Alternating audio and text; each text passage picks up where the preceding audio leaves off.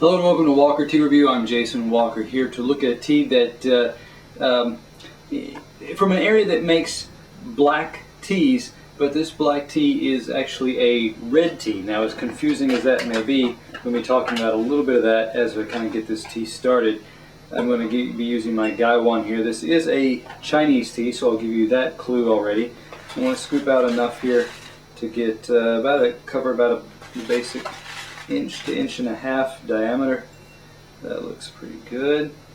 Of my Gaiwan, add some water to this. Pour it in slowly so that the water kind of swirls and tucks the leaves under the surface of the water and gets them nice coated so there's none floating on the top. Looks good. Now let me get this water out of the way and cover my bowl here and then talk about this tea. This is, as I was saying, now in English the term is often black tea. That particular term of black tea, that category, gets translated often into red tea in Chinese. Black teas in Chinese are usually associated with things like pu'er. So this is a tea from Yunnan province. It is a Da-Ye varietal, the big leaf varietal. And let me just go ahead and give a little bit more information while I've got this here in front of me. This is from ChinaChaDao. This is a Douji, which is the name of the company, Old Trees black tea. 50 grams available for $9.99. This is, like I said, Yunnan province in southwestern parts of China. 2011 spring harvest. Other information that you can get because ChinaChaDao shared the company information as well. This is from the Yunnan Yiwu Zhengshan Tea Company, and they even tell us a little bit. ChinaChaDao even mentions or highlights the master, the person who behind this tea, Mr. ChinaChaDao, and Mr. ChinaChaDao has a background in Tanyang Gongfu, which is an English term. In English, a black tea, a kind of black tea from eastern parts of China, Fujian province. Kinmen, another type of black tea from China. So he brings experience in processing those teas and brings them to this region of Yunnan province there. So a little bit of background about bringing the different areas of Chinese teas and how they interplay and how they're influenced. So there's a little bit of the skill from Anhui province, Yunnan, Fujian province, being brought to production of a Yunnan province tea. Let me talk a little bit about this dry leaf for just a moment here. Now, Yunnan province is not new to as we say, black teas. There are Dianhongs, which is a category of black tea that is originated from Yunnan province. And this particular one has some of those characteristic smells of other Dianhong Yunnan black teas. It has that kind of, it's got a bit of a sweet raisin note there. It's got some kind of a dried, or I'm sure a grape skin characteristic there. Underneath that, there's a bit of a maltiness, and those are often, I find that maltiness is more pronounced among Yunnan black teas than, say, black teas from Kinmen, which is Anhui province, or from Fujian province, the Tanyang Gongfu. Looking at this leaf, I still see silvery, fuzzy tips, which is fairly common.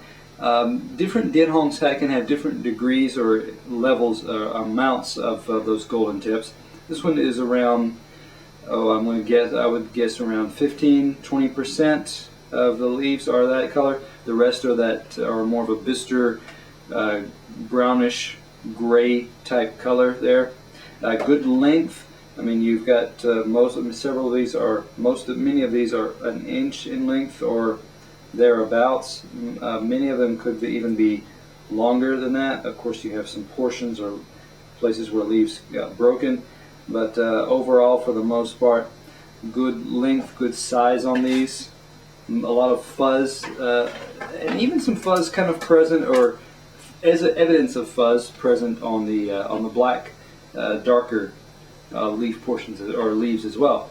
So, having looked at the dry leaf there for just a moment, I am going to go now to the pouring here, and I'm going to just move my towel over, prevent from any spilling here. Angle my lid over to the side and pour just like so. Nice rich color, plenty of steep time there. My water had been brought to a boil and had been cooling for about a minute, minute and a half, somewhere in there. So it still had plenty of heat, but it's not as intense, not as heavy as pouring water just off the boil. But this is my standard steeping procedure, so that's the way you will see me usually do this. So next I want to look at I'm going to set this to the side for just a moment and talk about this wet leaf here.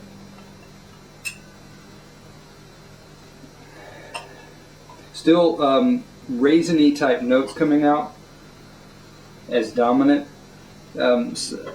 Maltiness, a little bit of maltiness coming out, a little bit of brown sugar sweetness still coming out as well. So overall, a nice warm, rich, sweet type of smells with the fruity sweetness of the grape, the raisin, the sweetness of brown sugar there as well. So let me pull out just a few of these examples here. I've got a leaf here that looked like a fairly delicate, new, maybe even formerly, very recently, a needle. Got the end of it cut off, so it's got a straight cut, like the very pointed tip of this leaf has come off. Let's pull out a few more just to kind of get some more examples. Another one that this one's intact. Leaf that's smaller, more tender leaf, folded in half, didn't get fully rolled. And then of course you do have, it looks like a very basic stem type of piece, and I'm seeing a lot of leaf portions here.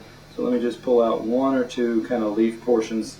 You also notice that colors have moved from more of a kind of a rust, from that bister type brownish gray to more of a rust and more of even a dull type of greenish brown even. So let me pull out just a couple more. That looks good. See a variety cross section there of what kind of leaves you have available in this particular steeping. Now I'm going to go ahead and talk about the liquor here. So let me raise this up and kind of hold that up to the light. Get some of the mist and fog off the condensation off the pitcher there. A pitcher's really nice to kind of look at the liquor, be able to serve it more conveniently as well. This one's got a nice, and this is an indication of why Chinese terms would refer to this more as a red tea. There is a reddish purple tinge when you hold this tea up to the light. It is a richer.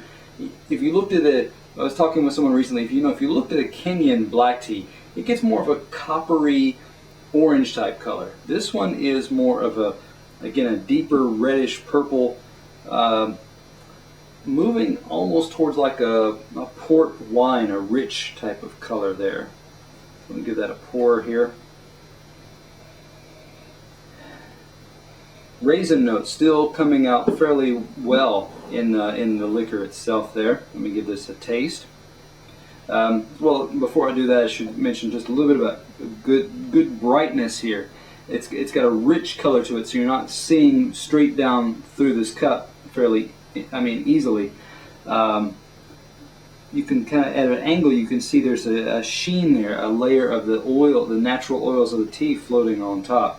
So that's a positive. That gives it a kind of reflective nature.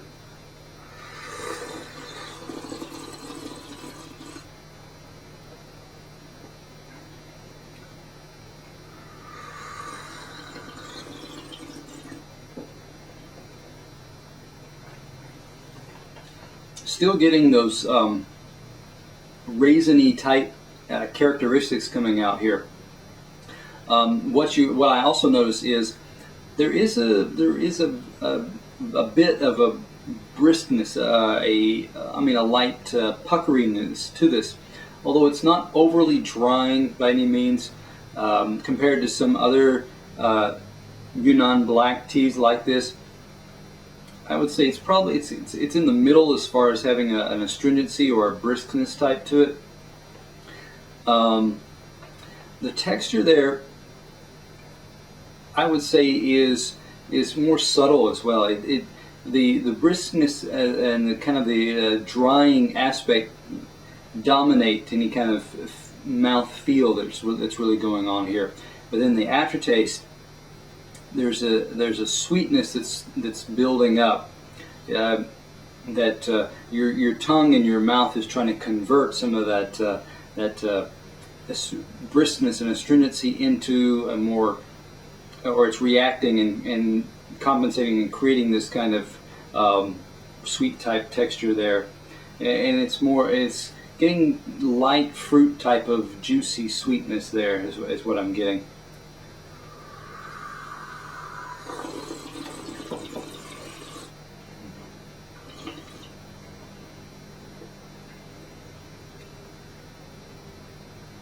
As this tea cools, some of the drying astringent aspects tend to kind of moderate themselves a little bit, so that you get more of a smoother, gentler feel and sip on the tongue there and in the mouth. But looking at this tea as a whole, this one's got some nice flavor, aroma components to it. They're consistent. They don't get overpowered or subdued, so they stay at the top, or they stay more prominent. At the same time, this one's got a bit more of, like I said, some of that astringent aspect to it. The texture kind of eases back. It doesn't, like some Yunnan blacks, Genhongs, can have a bit more of a malty type aspect that builds. This one did not display as much of that, so I would give this tea an 89. Some nice components, some components that I kind of miss and was hoping to find. So come back to Walker Tea Review to find those components that you're looking for in teas that are old favorites and maybe your new favorites.